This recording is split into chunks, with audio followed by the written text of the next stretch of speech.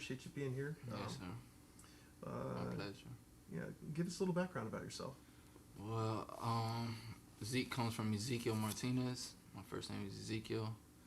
I started boxing at the age of 8. You know, my father has always been a fan of boxing. It's always been around family, you know, grandpa and uncles and stuff.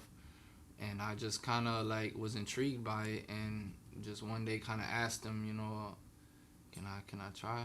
At 8 years old, I asked him like, I want to do that, you know. So he went to Walmart and bought some, you know, Walmart gloves and, you know, made some mitts, and we started off like that, hitting mitts. I was actually born in Detroit, Michigan, and raised out here though, so I started there. Got here 7, went to 8 years old, went to a gym.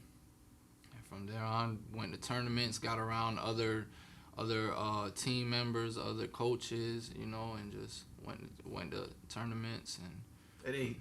At 8 years old, yeah. That's awesome. Yes, sir. Friends involved in it all, or just family driven? Friends along too, boxing friends grew up with, you know, and it was a good experience growing up too. It taught me a lot of.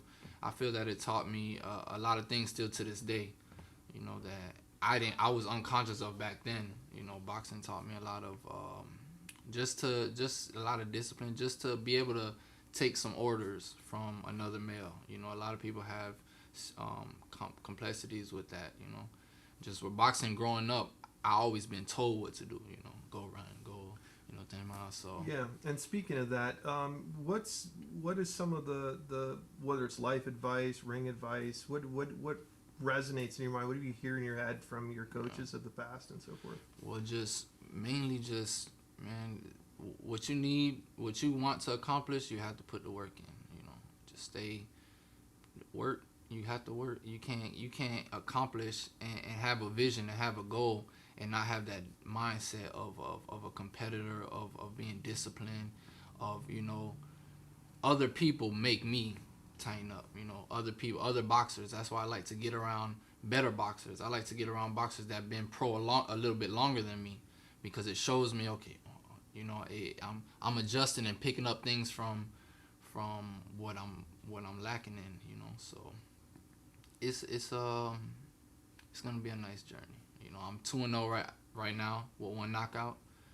August 23rd, coming up right here at the Ritz. I'll be in my 3rd pro fight.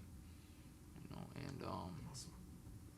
What does a day in the life of Zeke look like? Like, what's your average day? So I wake up 4:30. I work Monday through Friday, same time 4:30. I get there at 6, start 6:30, and get off at 2:15.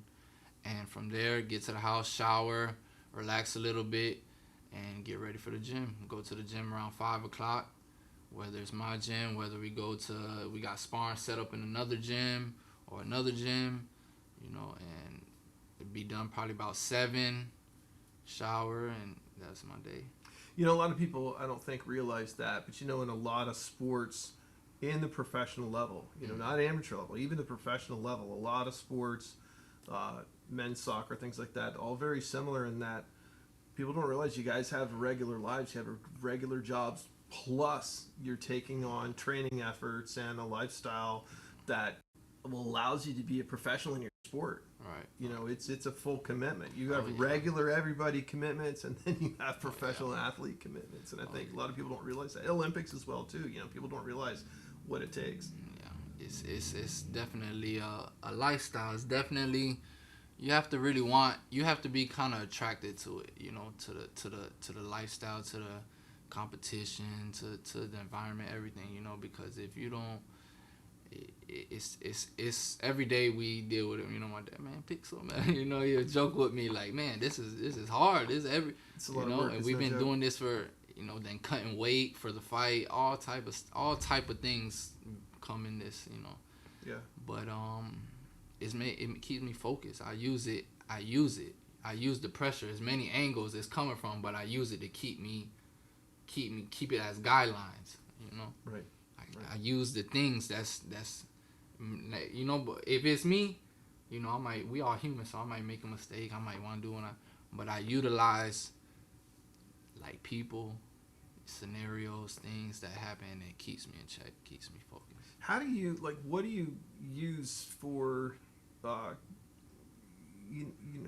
focus methods? Like, how do you manage before a fight mentally? Like, it's one thing to see how do you prepare. I'm not just saying how do you prepare. I mean, we know the basic routines. We've all seen that sort of stuff. But what's going on in your head that's you're using to keep yourself focused and to be you in the best space that you need to be in? Yeah. So during as days get closer to the fight, I get very distant from people too as well. Like conversations and certain things that is not about the fight, and certain things I kind of like lock into that. I really don't respond much. So a lot of people they start to realize, okay, he gets this way during the fight.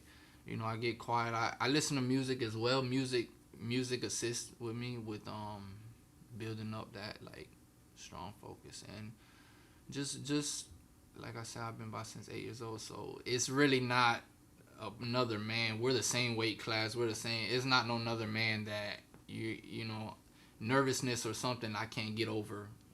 When that bell rings. Right. You've been working on it for a long time. Yeah. It's not your first fight. Right. Yeah, I'm a fighter, sir. So it's in life too as well. Not just in the ring, in life as well. Right. Right, in life as well. Is there a misconception or something that a lot of people think or your friends think? We've all seen those memes where like what my mom thinks I do, what my friends think I do, what my kids think I do. Like, is there something continuously that people think about you as a professional boxer that's just a complete misconception? Well,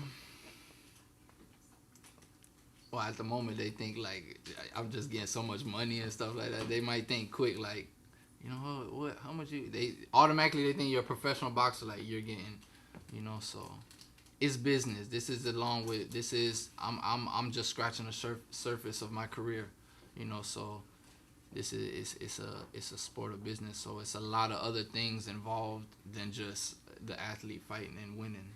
Right. Like you said, you have regular work life, regular family life, everything like everybody else has, and then on top of that, you're training and working as a professional fighter. Yes, sir. Yeah, that's a long day. It's a long day. My favorite part of the day is closing it, ending it. Yeah. Yeah, finish it. Start the next day, put the work in. That's great. So I think we've kind of covered this a little bit when you opened about your family. But talk a little bit about the people that are on your team. This is an individual sport, but I understand that there's collaborations and so forth. But let's talk about the people that don't fight, the people that are on your team that are not in the ring. Right, the support. And I definitely have. Without them, I wouldn't be here in this position. I'm an athlete. I'm a fighter. I've been, fast, all around the board. A good, got it. But without my support team, my mom, my father, still have them. I got a coach. I got the gym I'm at. I got some just good, genuine people around that have their hands in maybe promoting businesses, or maybe a shirt company, or maybe just whatever it is that they got their hands in. They feel like just everybody assisting, and it's coming out. It's blooming. It's really blooming. Like in the next, and I have a couple fights set up still for the end of this year. So by the end of next year, next year is really. It's gonna start blooming this career. That's exciting. Yes, sir, it is. So tell me a little bit then about what you would say to, and obviously you've got history going all the way back to starting fighting when you're 8 years old. Mm-hmm. What do you say to a young individual that's interested in following in the footsteps? Someone that I want to be a fighter. What do you tell that guy, that kid? Stay focused. Keep that scope. It's hard. You can't really, because life is it's a journey. It's an experience. So that kid at that age, we could tell him, and really the only thing that I could catch his influence or catch his attention is by he can relate to my image. So now I got his attention to say something that maybe might stick in his head. But another male, older male, another kid, you tell him something, you know, they forget that the next day, you know. So it's just about experiencing, making mistakes. Like, we're all gonna make mistakes and learning from them. That's what I would tell them. You're gonna make mistakes, learn from them, and as fast as you can, get back on track and structure yourself, and you know, focus on accomplishing what you want to accomplish. So it's you're really looking at a young age, really, to be considering things farther down the line, and that's probably true of any competitive athlete, honestly, that wants to be successful at it. You know, it has to be their idea. They have to see things downrange. They can't just, you know, this can't be something that they want to do today, and, you know, maybe Saturday they'll go fishing or something. Yeah. Right. You know. Let's talk about a couple fun things. I'd like to end on a couple fun things. What's your favorite ring walk song? Well, my pro debut, I did come out with Hail Mary, the Tupac song, but it was remixed in a person from Orlando, so I connected to that song. You know, everybody knows Tupac, the Tupac Hail Mary song, so the fact that he remixed it and he's from Orlando, so I came out with that. But that's awesome. I like that. Yeah. Keep it local, collaborative, but yeah, you still get the music. But everybody, you know, the crowd could connect when they heard the hook. You know, everybody knows that. That's right. That's So, awesome. It was nice. And then, what's your favorite post-fight meal?